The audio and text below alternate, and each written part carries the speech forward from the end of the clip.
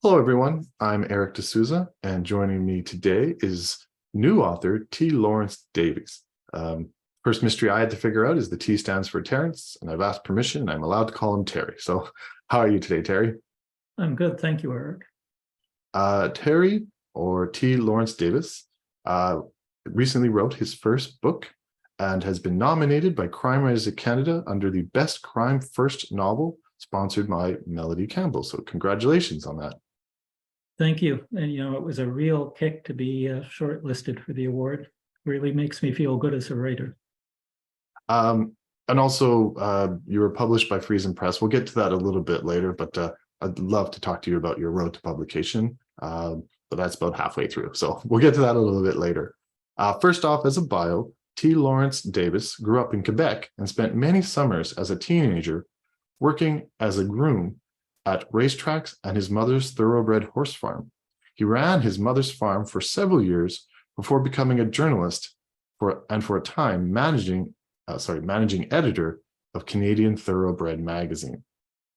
Well, let's talk about that. I guess your first novel lets you bring your passions and your strengths together, a background in writing, but also a love of horses. So obviously you pulled a lot from both those experiences. I always find journalists make good writers. Do you agree with that? Somewhat, but as I learned from Friesen Press, there was a whole different style when it comes to writing a book versus writing newspaper articles. So that's one of the things I was helped with, was switching to, I think it's Chicago style versus Canadian Press style, which again made a big difference in the final book. But I grew up with horses. I think I had a pony from the age of 4 and switched to having a horse when I was big enough. And it was just a natural fit to work at the racetrack to pay my way through university. So worked at Bluebonnets in Montreal, at the old Greenwood in Toronto for a while, Woodbine in Toronto, Fort Erie out this way, Rockingham Park in the New Hampshire, and Green Mountain Park in Vermont. So kind of worked all over the place with horses as a groom. And then, as you noted, ran my mother's thoroughbred breeding farm. Often when I ask authors, when did the passion for writing start? We often say, myself included, like elementary school, the teacher asked us to write a sentence and I wrote, half a page. Was the love of writing always with you, or did it come a little bit later? No, it was always there. It was always my favorite subject in school. Writing short stories, writing essays.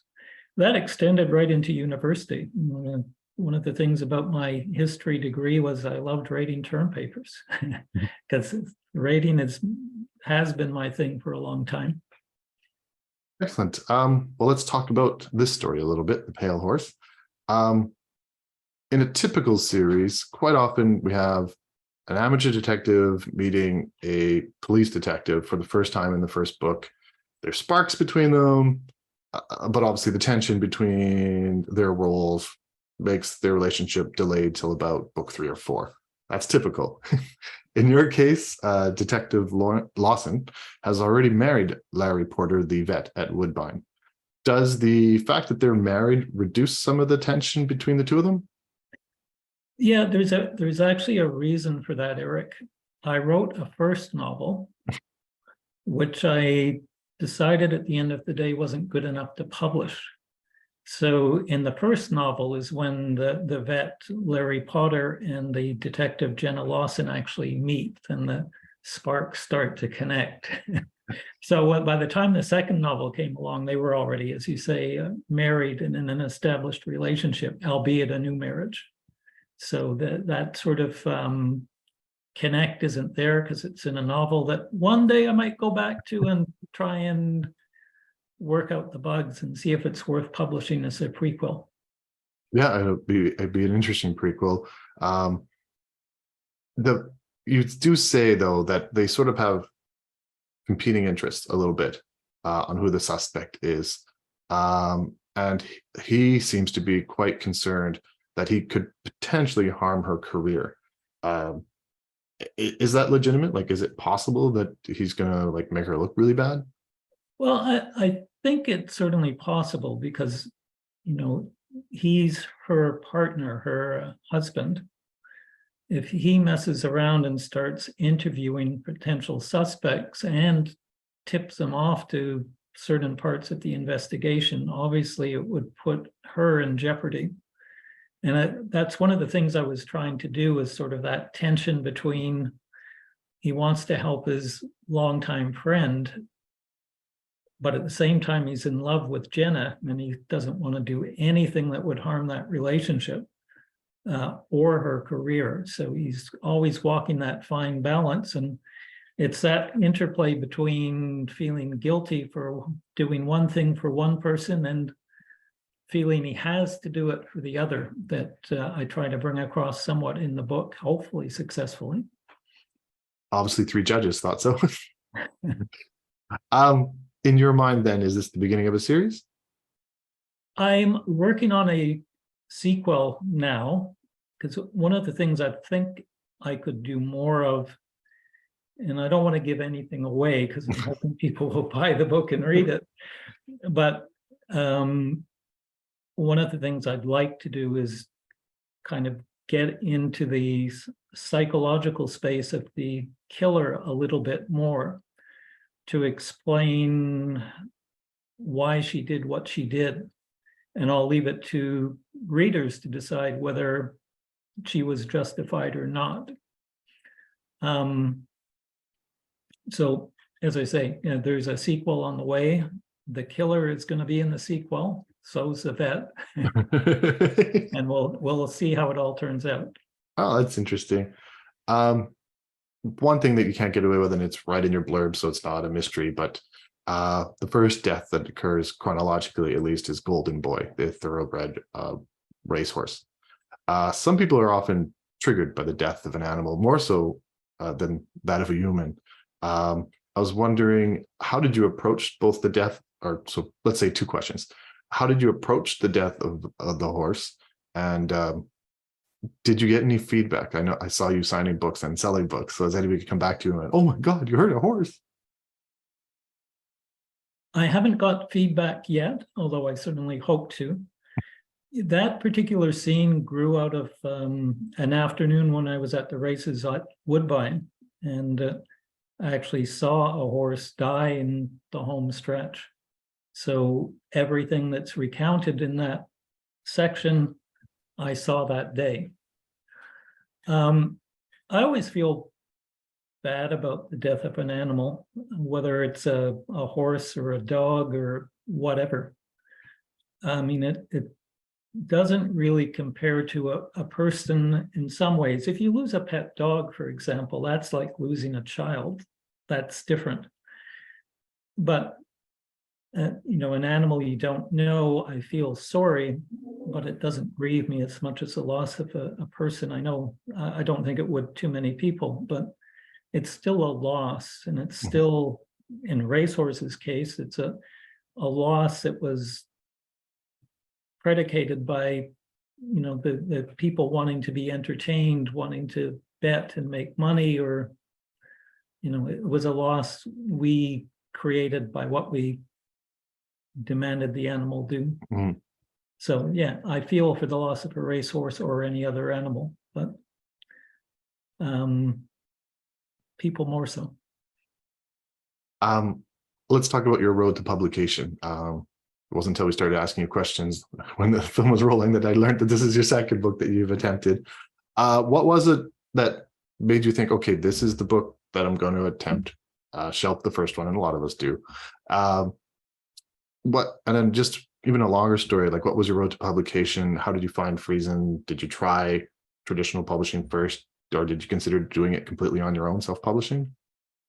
I tried traditional publishing first. Everything I've read indicates that the publication industry is consolidated, and it's really hard to find a literary agent these days. So when that didn't work, I don't like to say it, but one of my aunts passed away, left us some funds. I said one of the things that would make Aunt Di really happy would be to see this book published. So I went the self-publishing route with Friesen. I guess I started doing that probably about after 6 or 7 months and 30 or 40 letters to literary agents, and said, you know what, I'm going to get this book published. I think it's good enough. It deserves to be read, and went ahead and did it. And my experience with Friesen Press was really quite wonderful. I have no complaints.